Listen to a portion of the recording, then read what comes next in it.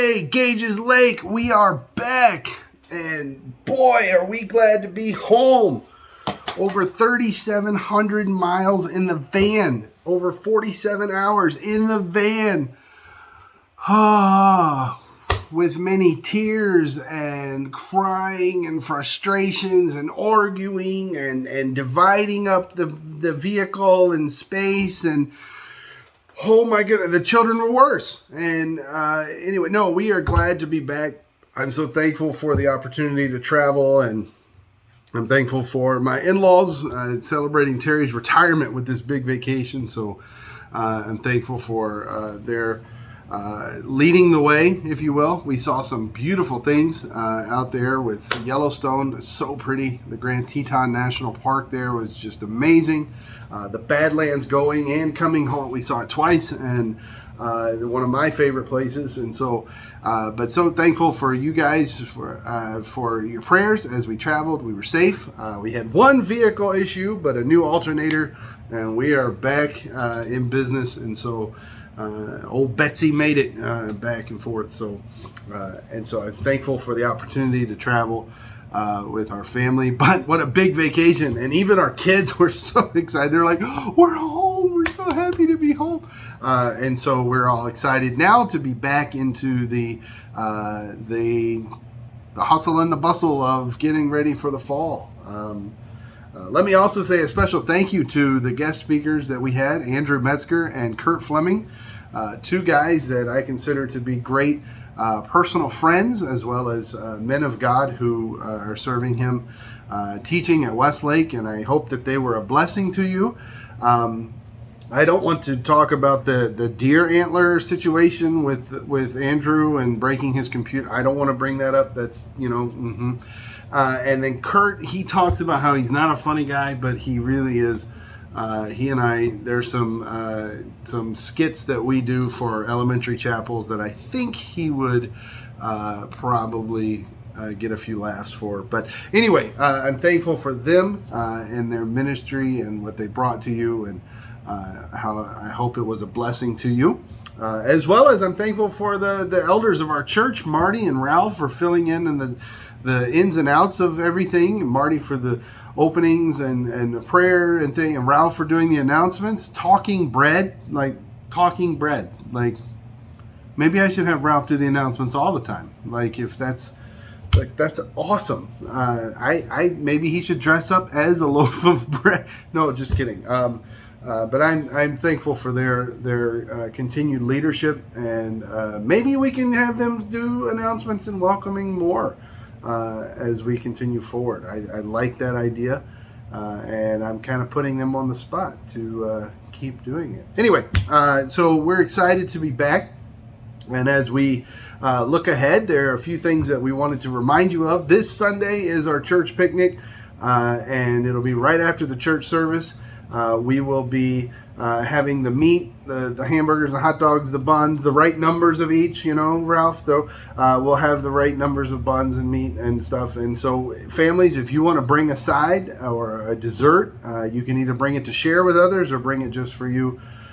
We just want you to come and spend some time with everybody after the service on Sunday morning as we have our church picnic. We're excited to be able to have that, and we'll do some stuff outside. We'll see what the weather's going to be like. It's supposed to be warm this weekend, and so we'll make sure that we have the right stuff in place.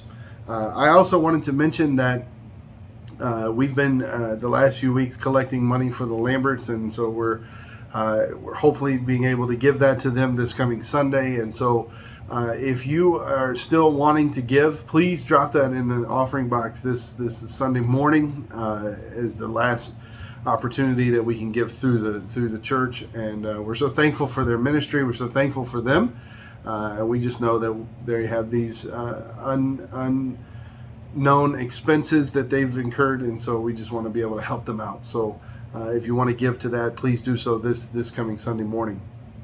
I also wanted to let you know that we are going to have a sheet this Sunday that has all of the ministries of our church, all the different serving opportunities in our church, and we want to present that to people and just let people see these are the needs that we have. These are the desires that we want to do moving forward. And we want people to be able to say, hey, I'll volunteer to serve in this way as we begin to look ahead to the fall. Of course, as we look through the fall, we're continue to pray for our leaders as we are looking at different guidelines and things. And of course, the COVID virus has not gone away. It's still lingering, and now there's variants and stuff. And so we want to make sure people stay safe. We want to make sure people stay healthy.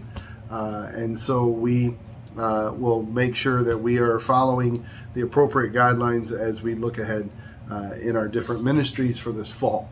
I'm so thankful for the continued support from you as faithful listeners and faithful people of our congregation. And we came through a difficult year, and God be praised, He worked in us and He grew us. And so we look ahead into the next year as the same continued growth from Him. So, as I didn't do a video last week, I'm bringing it back this week for one final parable. Next week we'll continue on with some other verses, but I just wanted to share this last parable with you about serving in a way. Well, kind of. But I'm thankful for the opportunity to teach through the parables as we did. This Sunday, we're actually going to begin in 2 Peter. We did 1 Peter in the spring, and now we're going to look at 2 Peter. It's not as long. It's a shorter study. And following that is our new big series, Exodus, Shadows of Jesus Christ. And so I'm excited about going through the book of Exodus, going back to the Old Testament. So that will be fun. But for right now today, Luke chapter number 14. Luke chapter number 14. We've heard from different parables. We had the Good Samaritan, and we had the sower. We had the lost sheep. Kurt. We did the mustard seed from Andrew. The prodigal son. We've had different ones. This last one here is one that is interesting, one that you're probably familiar with. It's called the Parable of the Great Banquet. It's in Luke chapter 14, and I'm just going to read the parable and then give you a few thoughts. He says, when you give a dinner or a banquet, do not invite your friends or your brothers or your relatives or rich neighbors, lest they also invite you in return and you be repaid. But when you give a feast, invite the poor, the crippled, the lame, the blind, and you will be blessed, because they cannot repay you.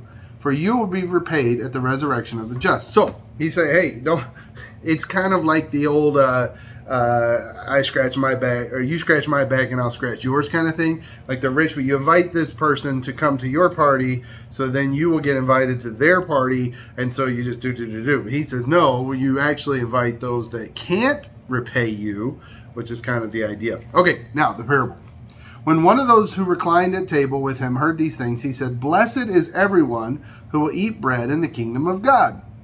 So the guy heard that and then said, well, then blessed is everyone who eats bread at the kingdom of God. And Jesus said to him, a man once gave a great banquet and invited many. And at the time for the banquet, he sent his servant to say to those who had been invited, come, for everything is now ready. But they all alike began to make excuses. The first said to him, I have bought a field, and I must go out and see it. Please have me excused. And another said, I have bought 5 yoke of oxen, and I go to examine them. Please have me excused.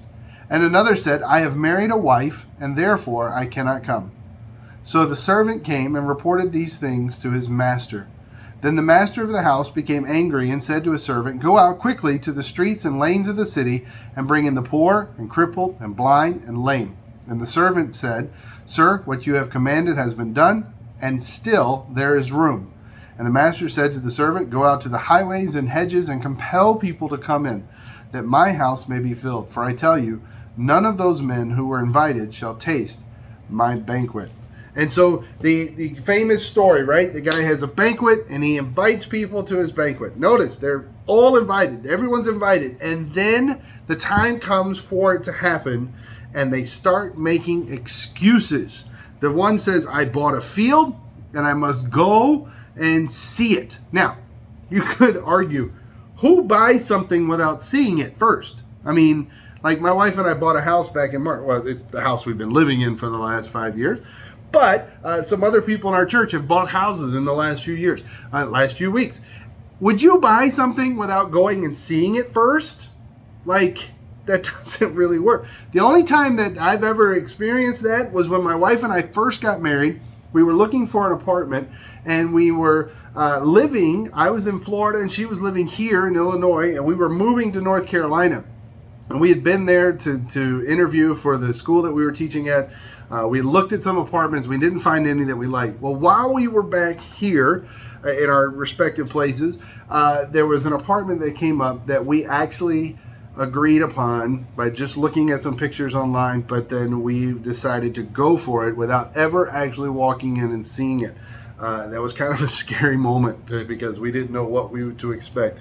But like, who buys something without seeing it? Now, you could argue what he means by goes and sees it means he goes and actually he's bought it. He's already knows what the property is, but now he's going to see all the intricate details of the party. That's not the point of the parable. The point of the parable is not saying, hey, look at this dummy who bought something that didn't need to look at. No, the point is he made an excuse. He's been invited to this party. He knows the party's coming, and he decides, you know what? I really don't want to go. Like, I've got too much to do right now. I'm going to take care of this first.